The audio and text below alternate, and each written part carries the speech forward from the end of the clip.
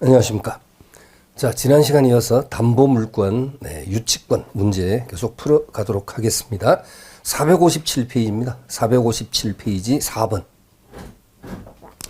자, 4번 보시겠습니다. 유치권에 관한 설명 중 가장 옳지 않은 것을 했는데 1번에 채무자 소유의 건물에 관하여 증개축 등 공사를 도급받은 수급인이 경매 개시 결정의 기입 등기가 마쳐지기 전에 채무자로부터 건물의 점유를 이전받았다 하더라도 경매 개시 결정의 기입 등기가 맞춰져 자, 거기다 밑줄 한번 쳐보시죠. 경매 개시 결정의 기입 등기가 맞춰져 줄 치세요. 압류의 효력이 발생한 후에, 이게 이제 키워드, 이 결정적인 부분이죠. 압류의 효력이 발생한 후에 공사를 완공하여 공사대금 채권을 취득했다. 그러니까 채권이 발생된 시점이 언제입니까? 이미 경매 개시 결정 등기가 됐고 압류 효력이 발생된 그 직후에 공사대금 채권이 발생이 된 겁니다. 그러니까 피담보 채권이 유치권자 입장에서는 압류 이후에 발생된 거거든요. 그래서 자, 공사대금 채권을 취득함으로써까지 밑줄을 쳤습니다. 그때 비로소 유치권이 성립한 경우에는 수급인은, 즉 수급인, 건축공사 수급인은 유치권을 주장할 수 있느냐? 주장할 수가 없습니다. 그래서 유치권을 내세워 경매 절차의 매수인에게 대항할 수 없다. 자, 이것은요, 해설을 좀, 밑줄을 좀 치워 가시죠. 자, 다음 페이지 잠깐 넘어갔다 오시죠. 다음 페이지의 해설의 세 번째 줄에 보시면은, 자, 압류의 효력이 발생한 후에, 자, 거기 밑줄입니다. 공사를 완공하여 공사대금 채권을 취득함으로써 유치권이 성립한 경우, 수급인이 그 유치권을 내세워 경매 절차의 매수인에게 대항할 수 있는가에 대해서는 대항하지 못한다. 네, 그렇습니다. 그러니까 유치권은 성립은 될 수 있지만 대항력이 있느냐 없냐 이게. 자, 그 유치권 자체가 성립되지 않는 것은 아니지만은 성립은 하지만 대항력이 없다. 경매 절차의 경락인 즉 매수인에게 대항할 수 없다. 네, 그렇게 여러분 정리하셔야 되죠. 유치권 자체가 성립되지 않는 것은 아니겠죠. 당연히 채권은 공사대금 채권은 발생했으니까 그 건물에 투입된 대금이니까, 공사대금이니까 당연히 채권과 피담보 채권과 목적물의 결연성은 있죠. 그러니까 유치권 자체는 성립되는데 문제는 그 제3자, 그러니까 경락인에게 대항할 수 있느냐 없냐 이 부분이 문제가 되겠습니다. 자, 그 다음에 2번입니다. 자, 2번 질문은요, 다시 되돌아오시고요. 일단 이런 사례를 한번 들어보시면, 일단 사례를 먼저 듣고 지문을 보시면 훨씬 이해가 빨라지리라고 봅니다.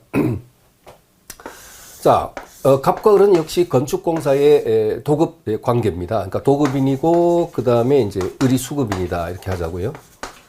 근데 이 수급인이, 이 갑의 건물 이제, 도급받은 그 건축 공사를 위해서 건축자재를 이 병은 뭐냐면 건축자재상이죠. 자재상으로부터 건축자재, 모래, 시멘트, 뭐 철근 이런 것은 이제 공급받아 갖고요, 이 건물을 지었습니다. 그런데 을이 자재값을 주지 않는 거예요. 그랬을 때 과연 이 병이 갑의 건물에 대해서 유치권 행사를, 그 자재가 자기가 공급한 자재가 어디로 들어갔으니까 갑 건물에 투입됐으니까 여기에 대해서 유치권을 주장할 수 있냐? 이것은 인정될 수가 없죠. 왜냐하면 채무자는 누굽니까? 건축 자재 부분에 대해서 채무자는 을이 되는 것이고, 당연히 채권자는 이제 병이 채권자라는 것은 뭐 당연한데, 채권과 목적물의 결연성이 없어요. 채권은 병이 을에 대한 채권이고, 그렇죠? 갑하고 병은 아무 관계가 없죠. 단지 병이 공급한 자재가 여기에 투입됐다는 것에 불과한 것이지, 갑하고 병은 채권 채무 관계가 아닙니다. 그래서 채권과 목적물의 결연성이라는 것이 유치권에서 가장 중요한데 그 결연성이 없다 이렇게 봐야 되겠습니다. 자, 2번 지문 보겠습니다. 갑이 건물 신축공사 수급인인 을 주식회사와 체결한 약정에 따라 공사 현장에 시멘트와, 자, 근데 여러분 지금 제가 칠판에 갑을 병했는데 그 지문하고 맞추려면 그 이름을 좀 바꿔주셔야 되겠네요. 그죠? 지금 좀 바꿔줘야 되겠습니다. 자칫하면 여러분이 헷갈릴 것 같습니다. 지금 여기 자재상이 누구로 나왔어요? 그 지문에 하면 갑입니다. 그 다음에 이제 수급인이 누구예요? 을이에요. 수급인이 을입니다. 그 병은 여기 건축주, 이 도급인의 이름은 거기 지문상에는 안 나왔습니다. 그냥 병이라고 하자고요. 이렇게 바꾸어 놓고 접목하면 답이 나오죠, 여러분. 그렇죠? 그래서 여기 보시면은 자, 읽어 보겠습니다. 자, 갑이 건물 신축공사 수급인을 주식회사 체결한 약정에 따라 공사 현장에 시멘트와 모래 등의 건축 자재를 공급한 사안에서 갑의 건축 자재 대금 채권은 매매 계약에 따른, 즉 을과 갑 사이의 매매 계약에 따른 매매대금 채권에 불과할 뿐은 건물 자체에 관하여 생긴 채권이라고 볼 수 없으므로 건물에 대한 유치권의 피담보 채권이 될 수 없다. 옳은 표현이죠. 아주 주의를 좀 해야 될 것 같네요. 자, 맞고요. 그 다음 3번. 공사대금 채권에 기하여 유치권을 행사하는 자가, 자, 보통 경우는 공사대금, 예를 들어서 뭐 A와 B 사이에는 유치권이, 자, 도급인과 수급인 사이에는 유치권이 이제 성립되죠. 공사대금 채권에 대해서. 자, A를 도급인, B를 수급인을 하자고요. 그럼 공사대금 채권에 기하여 유치권 행사한 자가 스스로 유치물인 주택에 거주하며 사용하는 것은 특별한 사정이 없는 한 유치물인 주택의 보존에 도움이 되는 행위로서까지 좋죠. 유치물의 보존에 필요한 사용에 해당한다고 할 것이다. 따라서 유치권자가 유치물의 보존에 필요한 사용을 한 경우라면 특별한 사정이 없는 한 차임 상당한 이득을 소유자에게 반환할 의무가 없다 그랬는데,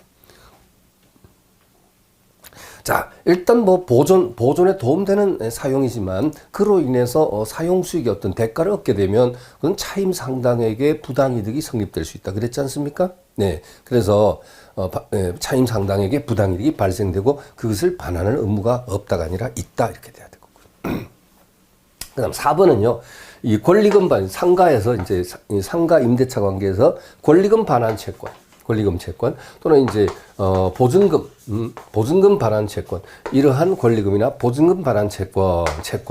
자, 이건 유치권이 성립될 수 있는 채권과 목적물의 결련성이 인정되느냐? 이것은 결련성이 인정되지 아니한다. 결련성은 인정되지 아니한다. 네, 결련성은 없다. 네, 그렇습니다. 그래서 4번 보겠습니다. 임대인과 임차인 사이에 건물 명도 시 권리금을 반환하기로 하는 약정이 있었다 하더라도 그와 같은 권리금 반환 청권 또는 뭐 보증금 반환 청권 같이 넣어주시면 좋겠습니다. 권리금이나 보증금 반환 청권은 그 건물에 관하여 생긴 채권이라 할 수 없으므로 그와 같은 채권을 가지고 건물에 대한 유치권은 행사할 수 없다. 뭐 아시다시피 권리금이란 것은 그 어떤 뭐 장소적 대가 또는 뭐 영업권의 어떤 대가 뭐 이런 것으로 볼 수 있겠죠. 그래서 아직까지는 판례는 소극적입니다. 부정적입니다. 결련성을 인정하지 않고 있습니다. 자, 이어서 5번 문제입니다. 자, 유치권에 관한 다음 설명 중 옳지 않은 것을 했는데 1번 지문은 중복된 내용이죠. 한 번 더 읽어보죠. 자, 여러분 시험 문제죠. 사무관 기출문제. 채무자 소유 부동산의 강제 경매 개시 결정의 기입 등기가 격려된 이후에, 자, 포인트 나왔어요. 이후에 그 부동산에 관한 공사대금 채권자가 유치권을 취득한 경우, 그 유치권 자체는 당연히 성립되지만 공사대금 채권과 목적물의 결련성이 있으니까 유치권은 주장할 수 있지만 그 위 유치권을 내세워서 그 부동산에 관한 경매 절차의 매수내기는 대항하지 못한다. 1번 맞고요. 2번. 자, 유치권 행사는 채권의 소멸시효 진행에 영향을 미치지 아니하고 했는데 이것도 조심해야 되죠. 자, 거기 유치권에다가 질권도 포함시키죠. 유치권이나 질권 행사는 피담보 채권의 소멸시효 진행에 영향을 미치지 아니한다. 주의해야 됩니다. 근데 그것이 무슨 뜻인지 여러분 아시나요? 네? 유치권자나 질권자는 목적물을 직접 그야말로 유치합니다. 직접 점유해가지고 즉 유치를 해서 심리적으로 채무자를 압박을 한다고 그랬지 않습니까? 자, 네가 돈 갚지 않으면 네 물건은 내 손아귀에 있다. 절대로 난 돌려주지 않을 것이다. 이렇게 심리적으로 압박을 가하여 채무자의 변제를 이제 촉구하는 그 같은 기능을 가진 것이 유치권이나 질권인데, 그러면 유치권자나 질권자가 목적물을 이렇게 유치하고 있는 동안은 권리 위에 잠자는 것으로 보지 않아서 그 피담보 채권이 소멸시효가 진행되지 않느냐? 그게 아니다. 아무리 유치하고 있어도 피담보 채권이라는 것은 변제기로부터 10년을 향하여 착착 소멸시효가 진행된다 그랬죠. 그래서 이를 가르쳐 어떻게 규정하고 있습니까? 유치권의 행사는 피담보 채권의 소멸시효 진행에 영향을 미치지 아니한다. 영향을 미치지 아니한다는 것은 그대로 긍정적으로 유효하다. 진행된다, 뭐 가능하다 이런 식으로 긍정적으로 해석을 하는 것은 당연하죠. 무엇에 영향을 미치지 아니한다. 그대로 인정된다, 효력이 있다, 유효하다. 긍정적으로. 그러니까 아무리 유치권 행사하고 있어도 피담보 채권은 소멸시효가 어떻게 진행된다. 이렇게. 이건 질권에도 마찬가지입니다. 그래서 이번에 다시 한번 유치권 행사는 채권의 소멸시효 진행에 영향을 미치지 아니하고 채무자는 상당 담보를 정하고 유치권 소멸을 청구할 수 있다. 자, 그렇죠. 이 유치권이 동시행 항변권과 비슷해 보이지만 너 줄 때까지 난 못 주겠다. 동시이행의 항변권과 비슷해 보이지만 동시이행의 항변권은요. 다른 담보를 제공하고 소멸시킬 수가 없어요. 그렇죠. 상대방의 항변권을 깨트릴 수가 없다. 다른 담보. 매매계약에서 매도인이 자, 매매대금 자, 매매대금 줄 때까지 등기 못 넘겨주겠다. 그러고 매수인은 등기 넘겨줄 때까지 나 잔금 못 치겠다. 그러니까 매도인이 뭐라 하냐. 등기 대신에 다른 거 줄 테니까 잔금 달라. 이건 말이 안 되는 얘기죠. 본래 이 쌍무계약의 그 급부가 아니면 다른 담보를 제공하고 상대방 항변권을 소멸시킬 수 있느냐. 그럴 수는 없는 것이라는 거죠. 그러나 유치권은 다른 담보를 제공하고, 즉 타담보라 하기도 하죠. 타담보를 제공하고 유치권은 소멸시킬 수가 있습니다. 아시죠? 네. 자, 그래서 2번도 맞고요. 자, 3번은 이 사례네요, 여러분. 이 사례. 그렇죠. 읽어볼까요? 자, 갑이 신축공사 수급인인 주식회사 체결. 앞에서 나왔던 그 지문하고 거의 같죠? 체결한 약정에 따라 공사 현장에 시멘트와 모래, 철근, 이런 것, 건축자재를 공급함으로써 이것이 건물에 부합된 경우, 갑은, 이 칠판 갑 똑같습니다. 자재상 갑은 건축자재 대금 채권을 피담보 채권으로 하여 건물에 관한 유치권 행사할 수 있다? 없다. X, 유치권 X 칠판에, 자, 나왔고요. 정답이고요. 4번. 부동산 매도인이 소유권을 이전받은 매수인으로부터 매매대금 일부를 지급받지 못하고 있더라도 매도인이 매매대금 채권을 피담보 채권으로 하여 매수인이나 그에게서 부동산 소유권을 취득한 제3자 상대로 유치권을 주장할 수는 없다. 네, 이 매매대금 채권이 그 유치권의 피담보 채권이 되느냐? 이건 가당치 않은 거죠. 당연히 4번 지문 유치권 주장할 수 없다. 옳은 표현입니다. 자, 옳은 표현입니다. 이렇게 해주시고요. 네. 자, 460페이지 7번 문제도, 유치권에 대한 설명으로 가장 틀린 것은 했는데요. 1, 2번은 중복이 됐는데, 중복됐어요. 그죠? 근데 한번 2번 한번 보시죠. 2번이 틀린 것으로 이제 정답인데, 부동산 매도인이 매매대금을 다 방금 나왔던 거예요. 대금을 지급받지 못한 상태에서 매수인에게 소유권 등기를 맞춰주었으나, 부동산을 계속 점유하고 있는 경우 매매대금 채권을 피담보 채권에서 매수인에게 유치권을 주장할 수 있다. 틀렸다 그랬죠. 지금 여러분, 지금 A가 이런 얘기죠. B와 매매계약을 했는데 매매계약을 체결했습니다. 자, 매수인으로부터 대금을 다 못 받았다. 네? 못 받았다. 자, 그리고 이 부동산은 A가 자기가 지금 아직까지 등기가 돼 있고 점유하고 있다. 이거 유치권 행사할 수 있다라고 표현하는데 당연히 아니죠.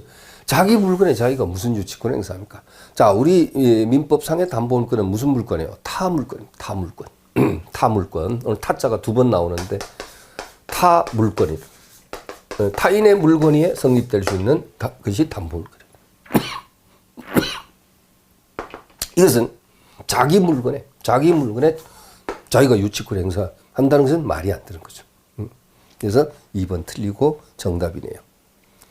자, 3번 보겠습니다. 기성 부분. 자, 이미 완성된 건축공사 이미 완성된 부분, 기성 부분. 이미 기자의 뭐랄까요? 일월상자. 그래서 이미 완성된 부분. 기성 부분이 수급인의 재료와 노력으로 건축되고 독립한 건물에 이르러 수급인의 소유에 해당하는 경우 수급인은 공사대금 지급받을 때까지 이에 대해서 유치권을 가질 수 없다. 또 이유가 뭡니까? 방금 얘기했죠. 또 타물권이에요. 타물권.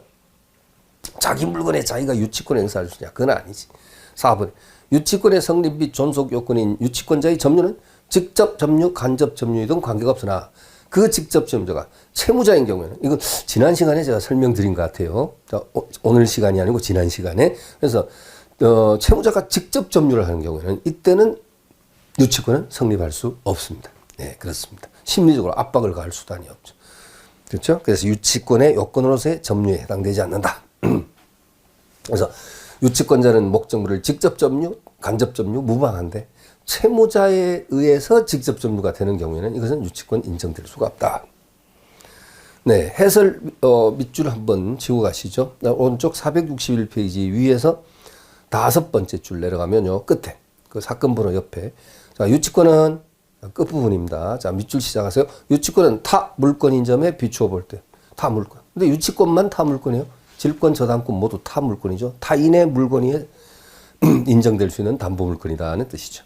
그래서 그 점에 비추어 볼 때 수급인의 재료와 노력으로 건축되었고 독립한 건물에 해당하는 기성 부분 이건 누구 소유? 수급인 소유. 그 수급인 소유니까 수급인이 자기가 자기 건물에 유치한다? 이건 아니죠. 그래서 수급인은 공사대금 지급받을 때까지 이에 대하여 유치권을 가질 수 없다. 됐습니다. 자, 한 페이지 넘겨서 462페이지 2번. 자, 법무사 작년 시험 문제 한번 보겠습니다. 자, 가장 옳지 않은 것인데 1번 민법 제 321조는 유치권자는 채권 전부를 변제받을 때까지 유치물 전부에 대해서 그 권리를 행사할 수 있다. 자, 이건 뭐죠? 불가분성이라고 그러죠. 담보물권의 불가분성. 전액을 변제받을 때까지 목적물 전부 위에 담보물권의 효력이 미친다. 이것이 불가분성인데 이렇게 규정하고 있으므로 자, 유치물은 그 각 부분으로서 피담보 채권의 전부를 담보하며 이 같은 유치권의 불가분성은 그 목적물이 분할할 수 있거나 수개 물건인 경우에도 당연히 적용된다. 그 유치권의 목적물이 분할이 설사 가능하다 하더라도 전부에 행사될 수 있다. 네, 이렇게 볼 수 있습니다. 전부에 이렇게 빌라를 건축공사 수급인이 빌라를 지었습니다. 근데 여러분 우리가 빌라인데 이제 한번 얘기했습니다만 다가구 주택은 외형상으로 보면 구조상, 이용상 독립성이 인정되는 것 같이 보이지만, 그렇죠? 다가구 주택은 본래 단독 주택에 들어가죠. 구분 소유가 인정이 안 되는 것이고, 건물 전체가 하나의 뭐 소유라고 이렇게 봐야 되고, 다가구 주택이 아닌 다세대 주택은 이것은 구분 소유권의 객체가 될 수 있죠. 네, 이렇게 구분 소유권의 객체가 될 수 있습니다.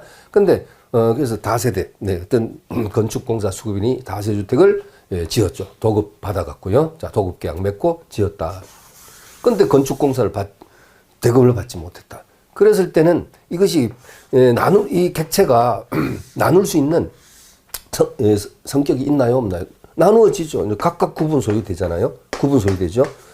구조상, 이용상 독립성이 인정되고 다세대 주택이라고 그랬습니다. 제가 그런 경우에는 독립되어 각각 구분 소유권의 객체가 될 수 있음에도 불구하고 전체에 대해서 전액을 변제 받을 때까지 자신의 그 공사대금 전액을 받을 때까지 전부에 대해서 목적물 전부에 대해서 유치권을 행사할 수 있다. 그 뜻이죠.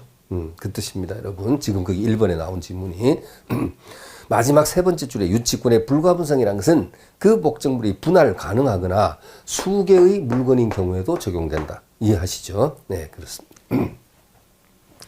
그 다음에 2번.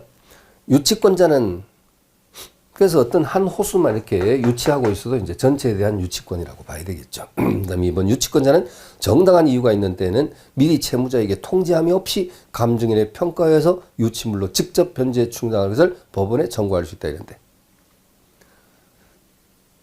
유치권자나 질권자에게는 뭐가 인정되죠? 간이변제 충당권이라는 것이 인정이 됩니다. 그렇죠? 간이변제 충당권이라는 것이 인정됩니다. 네. 근데 그 간이변제 충당권을 행사할 때는 어디까지나 채무자에게 통지를 해야 돼요. 통지를 해야 됩니다. 자, 오른쪽 해설 잠깐 보겠습니다. 오른쪽 페이지 상단에 2번 부분 해설. 정당한 이유 있는 때는 유치권자는 감정인의 평가에 의해서 유치물로 직접 변제에 충당할 것을 법원에 청구할 수 있다. 자기가 그냥 임의의 방법으로 환가를 해서 그 환가 대금에서 자기 채권을 회수하는 이것을 간이 변제 충당권이라 그러는데, 자, 어디까지나 뭐가 돼야 됩니까?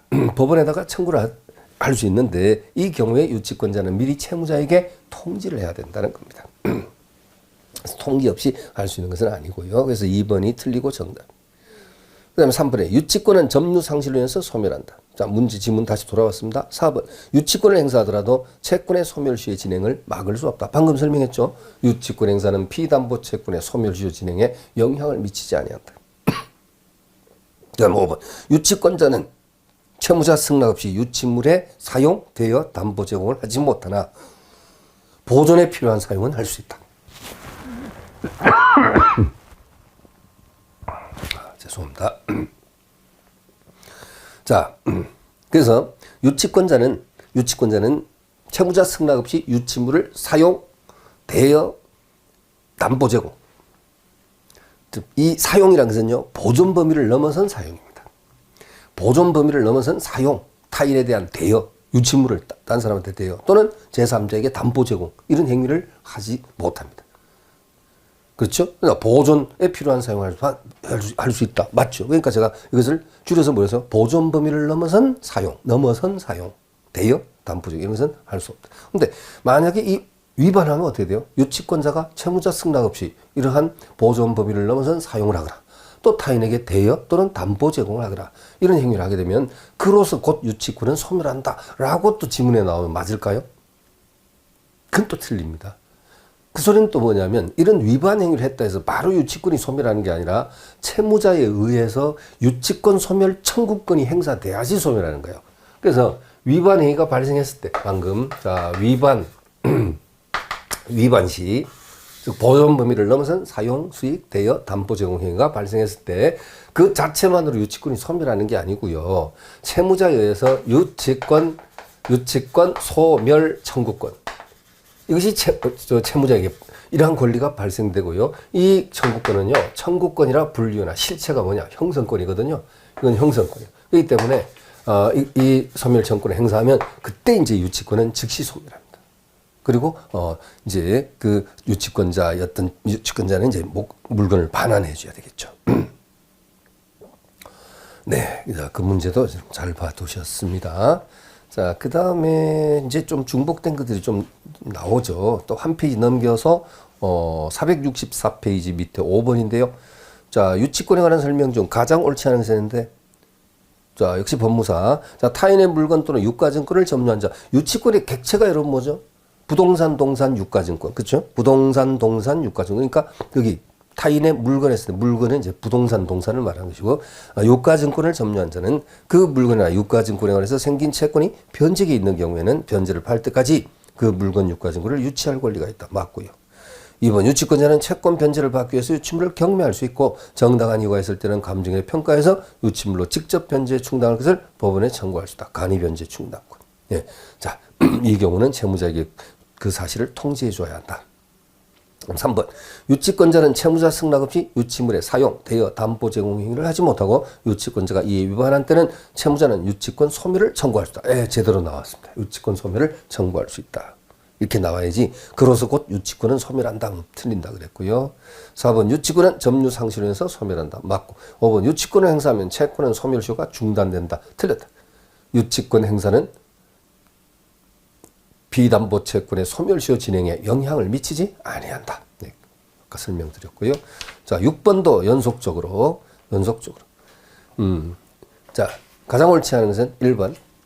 공사대금 채권에 기하여 유치권 행사한 자가 스스로 유치물인 주택에 거주하며 사용하는 것은 특별한 사정이 없는 한 유치물의 주택의 보존에 도움이 되는 행위라고 볼 수 없으므로가 아니고 있으므로 이는 유치물의 보존에 필요한 사용에 해당하지 않다가 아니고 해당된다. 둘 다 부정적으로 표현했죠. 그죠? 모두 긍정적으로. 물론 그로 인해서 차임 상당에게 부당이익이 성립될 수는 있다. 언급드렸죠? 네, 1번 정답. 그 다음 2번. 유치권자는 채권 전부의 변제를 받을 때까지 유치물 전부에 대해서 그 권리를 행사할 수 있다. 예, 뭡니까? 불가분성. 담보물권의 불가분성. 3번. 건물에 대한 점유를 승계한 사실이 있다 하더라도 전 점자를 대위하여 유치권을 주장할 수는 없다. 네. 유치권을 대위해가지고 주장하지는 못한다. 네, 그 다음 4번. 수급인의 재료, 이거 아까 나왔던 거. 수급인의 재료와 노력으로 건축되었고 독립한 건물에 해당하는 기성 부분은 수급인 소유로 할 것이기 때문에 수급인은 공사대금 지급할 때까지 유치권 가질 수 없다. 왜? 자기가 자기 물건에 유치권을 행사하는 것은 인정될 수가 없다. 타 물권. 아까 다 나왔던 여기 타 물권. 그다음에 5번. 임대인과 임차인 사이에 건물 명도 시 권리금을 반환하기로 약정. 이것도 아까 나왔었죠. 권리금 반환 정권은 자 결연성이 없다. 그랬습니다. 자 끝에 유치권을 행사할 수 없다. 예, 옳습니다. 자, 두 번 이상 중복된 관계로 예, 제가 예, 그냥 짧게 읽었습니다. 한번 자, 이 정도 보시고요. 그 다음에 468페이지, 한 두 장 넘겨서 468페이지 유치권의 소멸, 제일 밑에. 자, 법원 행시. 1번, 유치권에 관한 설명 중 가장 옳지 않은 것은 1번, 점유가 불법 행위로 인한 경우에는 당해 물건에 대한 유치권 취득할 수 없다. 그러면 유치권의 성립 요건을 보면, 유치권자가 목적물을 점유할 것, 이라는 성립 요건이 있죠. 근데 그 점유는, 불법 행위로 인한 점유는 유치권이 인정될 수가 없다. 을이란 자가 갑의 자동차를 을이 훔쳐가지고, 갑의 자동차 을이 훔쳐갖고, 껐다가 비용을 막 투입했어요. 남의 차, 이제, 훔쳐갔고요. 보니까, 간밤에, 지난 밤에, 야심한 시각에 훔쳤거든. 그러니까 절도를 했는데. 오늘 보니까, 밝을 때, 아침에 보니까 이 차가 정말 험하거든. 보니까 뭐 타이어도 거의 다 달았고요. 보니까 뭐 엔진 오일도 지금 교체 시기를 지나가지고요. 거의 뭐 게이지 이렇게 찍어 보니까 거의 뭐 바닥입니다. 수준이. 예를 들면 오일량이 완전 바닥입니다. 잘못하면 이제 떡져 가지고 이제 불날 수도 있어. 불날 수도 있다. 그죠? 그래서 자, 이 도인 주제에 어떻게 했습니까? 자기가 싹 수리했습니다. 타이어도 새로 다 교체를 하고, 그 다음에 엔진오일도 그냥 다시 교체하고, 그 다음에 기타 뭐 내비게이션, 차가 좀 험한데 내비게이션 없어. 그래서 내비게이션 달고, 블랙박스도 없어. 그래서 블랙박스 달고. 그러니까 웬만한 자동차의 시설을 새로 싹 한 거예요. 자, 지금 이 친구가 들인 비용이 뭡니까? 물론 필요비도 있을 수도 있고 유익비도 있을 수 있어요. 그죠? 뭐 엔진을 교체, 그 다음에 완전 너무 낡은 이제 타이어 이제 펑크 나기 직전 수준으로 지금, 내용 연수가 거의 지난 이런 타이어를 교체했다면 그런 비용은 사실 유익비가 아니고 필요비라고 봐야 될 거예요. 엔진오일 교체 비용, 타이어 교체 비용, 필요비라고 봐야 될 겁니다. 그러나 내비게이션, 뭐 블랙박스 이런 건 사실 없어도 되잖아요. 과거에는 우리 그런 거 없이 다녔습니다. 어떤 생소한 다른 지역에 볼 일이 있어 갔을 때는 길 모르면 그냥 한쪽 창문 열어가지고 운전석 창문 이렇게 열어가지고 택시 기사 아저씨한테 기사님 죄송한데 거기 가려면 어떻게 가야 됩니까? 그랬던 기억 아직도 다 남아 있습니다. 옛날엔 그랬거든요. 우리 뭐 내비가 어디 있었어요, 그죠? 네, 그렇게 말인데 지금 이제 그런 경우가 거의가 아니라 아예 없죠. 아예 없고 이제 근데 얘가 약간 벗어나는데 여러분 돌아오겠습니다. 그래서 제가 이 표현은 뭐냐면 내비게이션이나 블랙박스 이런 것은 없어도 된다는 거죠. 없어도 자동차 운행이 전혀 시장에 없는데 그것을 설치했다는 거죠. 이건 사실 필요비가 아니라 유익비라고 봐야 될까요? 그렇죠? 그러한 시설을 함으로써 그 자동차의 객관적 가치를 증가시키는 비용이다. 이렇게 이제 봐야 되겠죠. 자, 그래서 지금 굳이 뭐 이런 표현을 빗대어서 표현한 것은 여러분이 잘 아시겠지만 필요비와 유익비의 개념을 다시금 한번 우리가 확인 차원에서 표현했습니다. 그래서 필요비는 한마디로 간단하게 표현하면 법률적 용어는 아니지만 현상 유지비다 이렇게 봐야 되고, 유익비는 가액 증대비다 이렇게 봐야 될 겁니다. 투입함으로써 객관적으로 가치가 증대되는 그런 비용이다 이렇게 봐야 하는데, 어쨌든 그 필요비 유익비를 투입해갖고 이제 자동차 아주 그냥 잘 만들어 놨네요. 타고 다니다가 딱 걸렸죠. 요즘 다 웬만하면 걸리잖아, 그죠? CCTV 이런 거 해가지고, 카메라 찍혀갖고요, 도난 차량을 해가지고 그냥 딱, 형사상의 절도죄가 어떻고 하는 것은 우리 관심 바뀌고, 그것은 지금 민법에서는 그런 건 고려하지 아니하고, 문제는 이렇게 됐을 때 이 을이 과연 자기가 들인 필요비, 유익비 돌려받을 때까지 이 자동차를 유치를 할 수 있는 유치권을 주장할 수 있겠느냐? 어떻게 생각하십니까? 아니, 남의 차 분명히 훔쳤고 껐다가 비용 투입했다. 여러분, 우리 점유권에서요. 점유권에서는 비용 상환청권, 즉 필요비나 유익비 상환청권은 악의 점유자에게도 인정됩니다. 그러니까 선이 악의를 가리지 않는다. 그러니까 선의 점유자든 악의 점유자든 비용 상환 청구를 행사할 수 있는데 문제는 그 비용을 줄 때까지 유치권을 행사할 수 있느냐라는 부분에 있어서는 당연히 유치권은 성립되지 아니한다. 그렇죠. 당연히. 왜냐? 유치권 행사를 위한 점유는 불법 점유로 인한 것은 인정될 수가 없다. 그렇죠. 그럼 당연히 돌려주고 별도로 청구 들어가야지. 별도로 비용상환 청구권 들어가야 되고 물론 갑의 을에 대한 불법 행위로 인한 손해배상 청구권이 더 클 거예요. 그렇죠. 그렇죠. 무슨 도둑 주제에 자기가 무슨 비용상환 청구, 자기가 더 뭔가 칼자루 흔드는 뭐 표현이 좀 그렇지만 어쨌든 더 파워가 강한 것처럼 느낌이 올 수 있지만 사실은 그게 아니잖아, 그죠? 비용상환 청구권 행사할 수 있지만 갑으로부터 을 쪽을 향하여 이제는 뭡니까? 불법 행위로 인한 손해배상 청구권이 아마 더 크게 작용을 할 것이다. 이렇게 이제 표현했습니다. 자, 그래서 다시 문제로 돌아오시면요. 그 1번에, 그러니까 1번 지문에 점유가 불법 행위로 인한 경우에는 당해 물건에 대한 유치권은 취득할 수 없다. 당연히 납득하시죠. 그 다음 2번.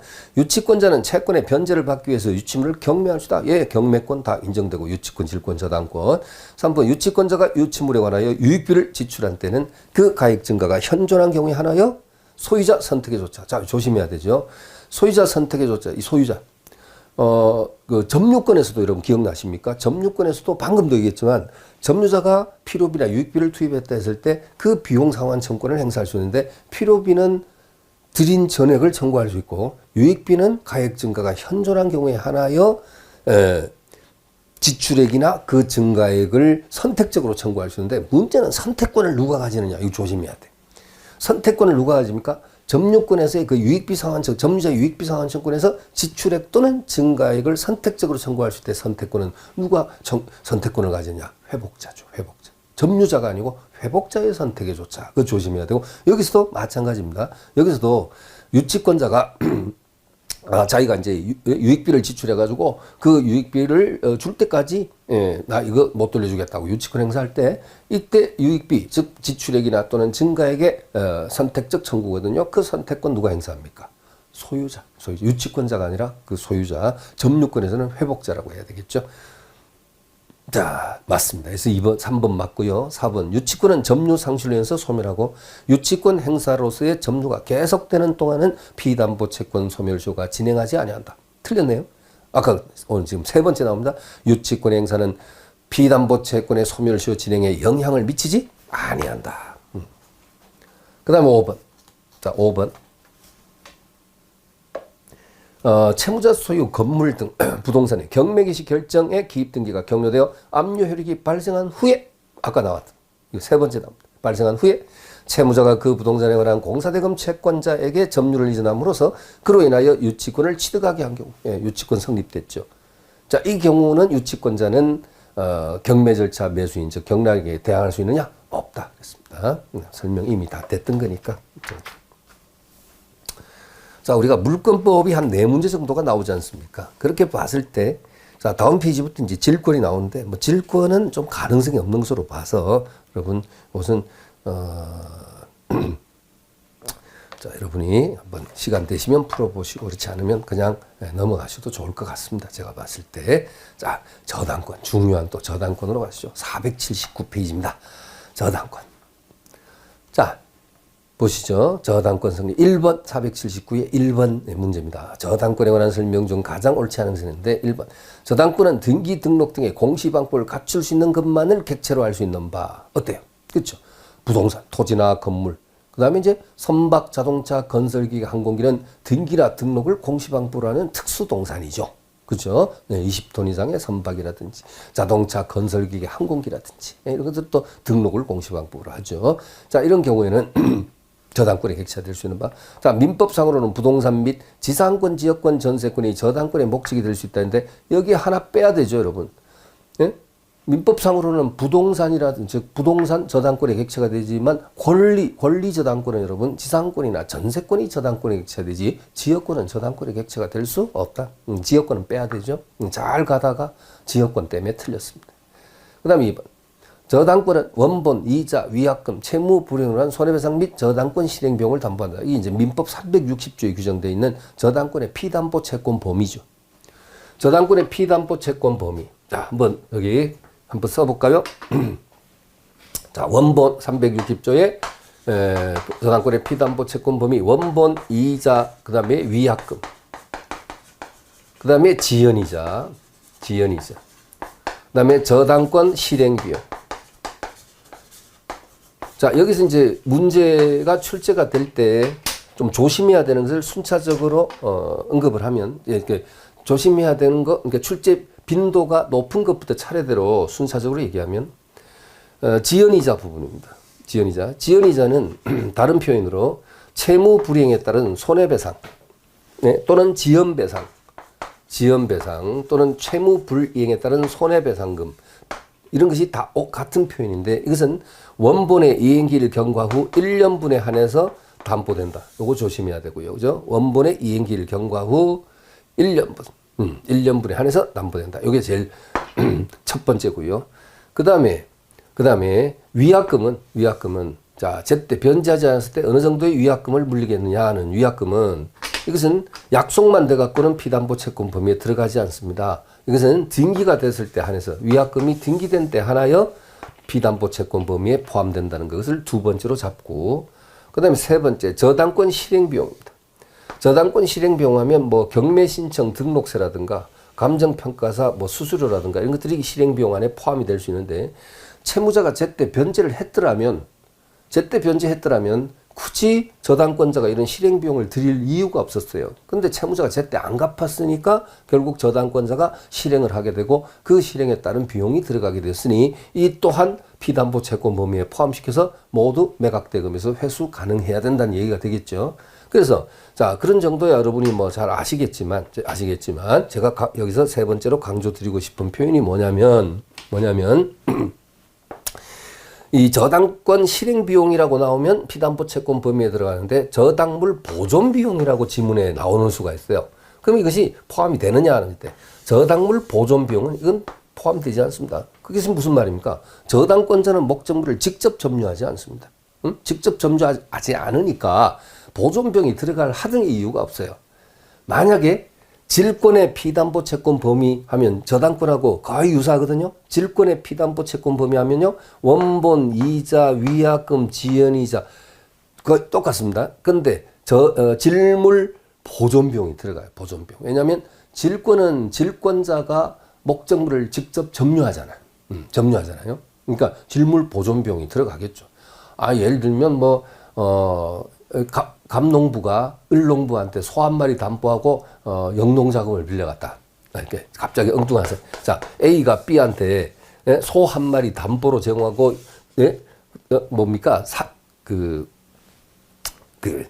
자금을 빌려갔습니다. 시골에 영농자금 빌려갔어요. 자, B가 질권자입니다. 질권자가 이 소를 말입니다. 담보로 잡은 이 소를, 너는 담보물이니까 그냥 외양간에 너는 내가 매놓을 테니까 넌 그대로 그냥 있어. 니네 주인이 돈 갚을 때까지 넌 그냥 거기 하염없이 그냥 외양간에서 그냥 서 있어. 있어. 이 말 되나요? 말이 안 되는 얘기지. 살아있는 생물인데 뭐 해야 돼요? 사료 줘야 되고, 염을 쏘아서 먹여야 되고, 그죠? 당연히죠. 아무리 담보물이지만, 그렇죠? 그래서 A가 나중에 원금과 이자를 약속된 것을 갚을 때까지는 어쨌든 먹여 살려야 될 거 아닙니까? 자, 그렇게 제가 아주 원초적으로 예를 들었습니다만은, 그것이 질물의 무슨 비용이에요? 보존 비용이거든. 질물의 보존 비용. 그것 또한 당연히 뭡니까? A로부터 나중에 피담보 채권 범위에 포함시켜서 회수할 수 있단 말이죠. 예? 변제 받아낼 수가 있는 그 범위 안에 들어간다 이 말이죠. 그러나 저당권에는 그 저당권자가 목적물을 직접 점유하지 않으니까 보존비용이 들어갈 이유가 없다. 자, 이런 것이 이제 주의를 하셔야 돼요. 그래서 첫 번째는 지연이자 또는 채무 불이행에 따른 손해배상금은 원본의 이행기일 경과 후 1년분. 이게 제일 이제 주의해야 되고, 그 다음에 위약금은 등기됐을 때 한해서 담보가 되고요. 그 다음에 저당권 실행비용은 포함되지만 보존비용은 포함되지 않는다. 이러면 되겠고요. 그 다음에 여기 원금에서 파생되는 이 이자, 이 순수 이자죠. 이 이자. 지연이자는 이자라는 명칭은 붙어 있어도 순수한 이거 이자가 아니고 손해배상금의 성격을 가진 것이고요. 채무불이행에 따른 손해배상금. 이 순수 이자는 이 이자거든요. 이건 제한 없죠. 무제한으로 담보가 되는 거죠. 그건 물어볼 가능성이 없습니다. 자, 그러면 이와 같이 피담보 채권 범위에 대해서 한번 언급을 해봤는데, 다시 문제로 돌아와서 자, 여러분 다시 문제로 돌아와서 2번 지문 보시겠습니다. 저당권은 원본, 이자, 위약금, 채무 불이행으로 인한 손해배상 및 채무 불이행으로 인한 손해배상 그게 지연이자거든요. 및 저당권 실행 비용을 담보한다. 그러나 지연배상, 지연이자 같은 말에 대해서는 원본의 이행기를 경과한 후에 1년분에 한해서 저당권을 행사할 수 있다. 틀림없네요. 자, 그다음에 3번. 건물의 증축 부분이 기존 건물에 부합된 경우 기존 건물에 대한 근저당권은 부합된 증축 부분에도 효력이 미친다. 당연하죠. 네, 그대로 미친다. 미치는 것이므로 기존 건물에 대한 경매 절차에서 경매 목적물로 평가되지 않았다 하더라도 경락인은 부합된 증축 부분에 소유권을 취득한다. 이건 여러분 앞에서 한번 나왔었습니다. 그죠? 네, 소유권 쪽에서 한번 나왔었어. 부합에서. 4. 토지를 목적으로 저당권을 설정한 후 그 설정자가 그 토지의 건물을 축조한 때는 자, 이건 뭡니까? 민법 365조의 일괄 경매 청권이죠. 여러분, 민법 365조에 보면 일괄 경매 청권. 자, A 토지의 B 앞으로 저당권이 설정될 때는 나대지 상태였어요. 나대지 상태였습니다. 나대지 상태였으니까 이건 뭐 법정상권을 운운할 필요도 없고 법정상권은 전혀 성립될 여지가 없는 것이고 자 A 토지에 B 앞으로 저당권 설정될 때 나대지였고 그 다음에 A가 여기다 건물을 지었다. 건물을 신축했다.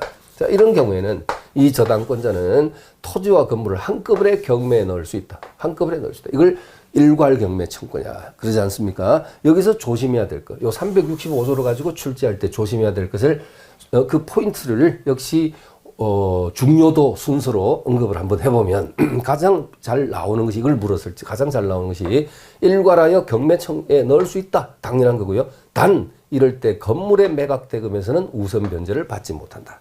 토지의 매각대금에서는 당연히 우선 변제권이 인정되어도 건물의 매각대금에서는 우선 변제를 받지 못한다. 이게 가장 이제 이건 물었을 땐 빈도 있는 것이고 그 다음에 조금 더 깊이 들어가 보면요. 자, 빈도는 극히 떨어지지만 조금 깊이 들어가 보면 이 건물을 반드시 이 토지의 저당권 설정자였던 토지 소유자가 지었을 때, 축조했을 때에만 일괄 경매청권이 인정되느냐. 그것은 아니다. 일단, 타인에 의해서 이 건물이 지어졌지만 결국 토지와 건물 소유자가 같은 사람 소유가 됐을 때 지금은 토지 소유자 A가 그대로 건물을 취득한 그런 상태에도 당연히 인정이 된다.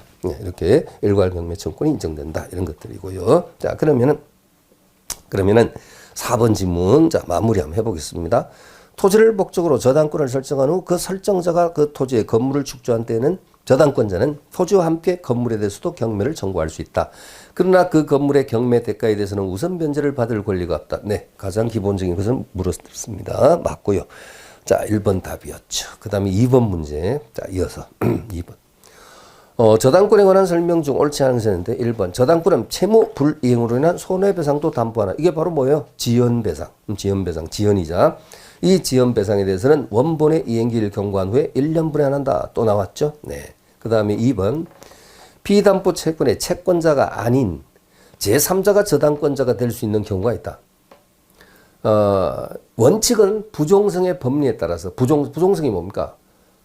비담보 채권의 채권과 비담보 채권의 채권자하고요. 저당권자는 같은 자여야 됩니다. 이것이 원칙은 그렇습니다. 그죠? 그러나 3자 합의가 있으면 달라질 수도 예외가 있을 수도 있어요. 그러니까 채권자, 채무자, 제3자가 합의를 하면요. 채권자, 그 다음에 채무자, 그 다음에 제3자. 이 3자 간에 합의가 있으면 이때는 합의가 있으면 어떻게 가능하냐면 원칙은 채권자가 저당권자 되는 그렇죠? 채권자가 저당권자 되는 거지 이제 왜냐하면 피담보 채권과 저당권은 같이 움직여야 되니까 부종성 또는 뭐 수반성도 관련됩니다만은 그렇지만 합의가 있으면 채권자 따로 제3자를 저당권자로 할 수도 있다. 제3자를 저당권자로 했다. 단 합의가 있다는 것을 전제로 했을 때 그것을 얘기하는 거예요. 이해하시죠? 네. 그 다음에 3번. 근저당 설정자인 종전 소유자는 목적물의 소유권을 상실하였으므로 자, 이거 지금 뭐 얘기하려고 하느냐면요. 이것도 좀 잘 주의해 주세요. 자, 이것도 제가 이것도 좀 주의할 것이 뭐냐면 등기 청권의 법적 성질이 채권적 청권이 되는 경우가 있고 물권적 청권이 되는 경우가 있습니다. 그렇죠? 그래서 예를 들면 자, A 건물의 B가 저당권자인데요. 저당권. 근데 피담보 변제했어요. 변제해갖고 피담보 채권이 소멸했습니다. 그러면 B에 대한 저당권 말소등기 청권. A가 B를 상대로 해서 저당권 말소등기 청권. 물론 여러분 오해하지 마시고요. 뭐를? 피담보 채권 소멸로 인한 저당권의 소멸은 말소등기를 요하지 아니한다. 그러니까 말소등기를 요하지 않는다. 안 해도 비담보 채권이 변제를 해서 소멸하거나 소멸주에 걸려서 소멸하게 되면 저당권은 실체적으로는 소멸하는 것으로 본다. 말소등기를 요하지 않는다. 그렇죠? 그렇지만은 말소등기 청권이 발생되잖아요. 어쨌든 A에게. 그때 이 청구권은 법적 성격이 뭐냐?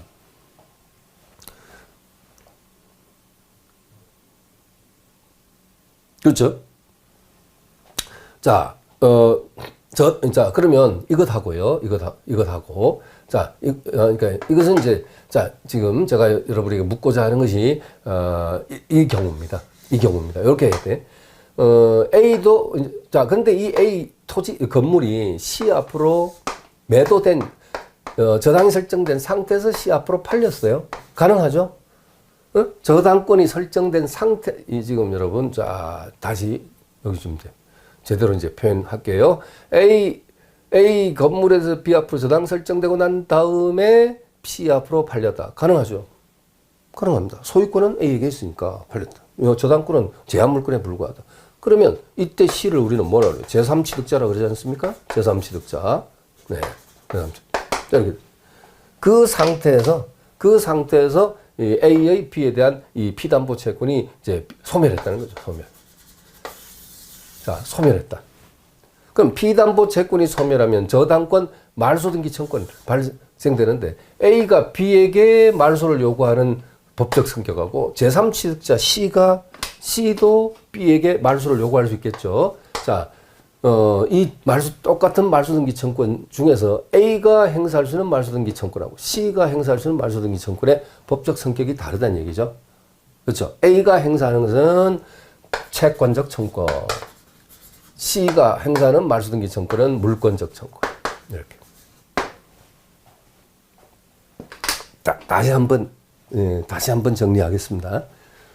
일단 순서를 A 건물에 B 앞으로 저당이 설정됐고 이후에 A 건물이 C 앞으로 매매가 되어서 소유권이 넘어갔다. 이걸 전제로 하셔야 돼요.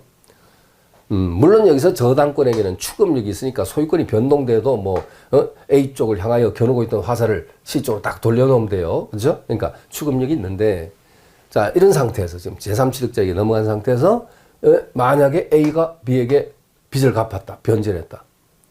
변제를 했다. 그러면 피담보 채권 소멸로 인한 저당권 소멸이 되겠는데, 이때 A가 말소를 요구한다면 이것은 이제 A는 소유권이 없는 상태에서 요구할 수 있는 말소등기 청권이니까 채권적 청권에 불과하고 A는 소유권 물권이 없는 상태죠. 그래서 C가 행사할 수 있는 말소등기 청권, 이것은 자기의 소유권에 의한 물권적 청권 성격이. 그래서 어쨌든 이걸 채권적 청권이냐 물권적 청권이냐 물어볼 때 나올 수도 있고요. 또 가장 쉽게 지금 여기처럼 이 C도 말소등기 청권을 행사할 수 있다. 이렇게 또 물어볼 수도 있고 그렇습니다. 네. 그래서 3번 지문 있죠. 지금 2번에 3번 지문 다시 한번 보시면은 근저당권 설정자인 종전 소유자, 이거 누구예요, 여러분? 종전 소유자 A를 칠판 그리면 A는 목적물의 소유권을 상실하였으므로 계약상 권리에 따라 근저당권자에게 피담보 채무의 소멸을 이유로 하여 근저당 설정등기 말소를 청구할 수 없답니까? 할 수 있다고요. 할 수 있고 단지 그 말소등기 청권의 법적 성격이 채권적 청권에 불과하다. 이렇게 이제 깊이 들어가면 그렇게 가는 거죠. 말소를 청구 못하는 게 아니라 할 수는 있는데 이해하시죠? 네, 그래서 3번 정답입니다. 4번 건물의 소유를 목적으로 하여 토지를 임차한 사람이 그 토지 위에 소유하는 건물의 저당권을 설정한 때는 저당권 효력은 그 건물의 소유를 목적으로 하는 임차권에도 미친다. 자, 이건 이제 종물의 법리에 따라서 자 이거죠. 갑 토지의 의리 을이 예, 임차인으로서 여기다 건물을 이 토지 빌려가지고 건물 이것을 병 앞으로 저당권 설정입니다. 저당. 이 건물의 저당권의 효력은 건물의 그 소유자인 을이 밑바닥 토지에 가지고 있는 임차권에도 저당권 효력이 미친다. 일단 그 부합의 종물의 법리에 따라서 그렇죠? 그랬고 이거 보니까 여러분 지나간 내용 중에 뭐 중요한 거 비슷한 거 있었던 것 같은데 생각나시죠? 그거 뭡니까? 이겁니다. 이번에 A, B, C로 할게요. A 토지에 B가 지상권자 또는 임차인으로 해도 된다. 임차인. 지상권자 임차인으로서 건물을 지어서 이 건물을 C 앞으로 전세권을 설정해 주었을 때 C는 건물 전세권자. 이때 이 건물의 전세권자는 그러니까 이들의 포지션이 어떻게 돼요? A가 지상권을 그냥 할게요. 지상권 설정자, B가 지상권자. 그 다음에 지상권자가 그 토지에 건물을 지어서 건물을 C 앞으로 전세권 설정했으니까 B가 건물의 전세권 설정자, C가 전세권자 이렇게 되죠. 이렇게 맞물려 있는 상태에서 이때 건물의 전세권의 효력은 이 건물의 전세권의 효력은 그 건물의 전세권 설정자가 밑바닥 토지에 가지고 있는 지상권에도 미친다. 이것도 미친다. 같은 법리죠, 여러분. 같은 법리. 그죠?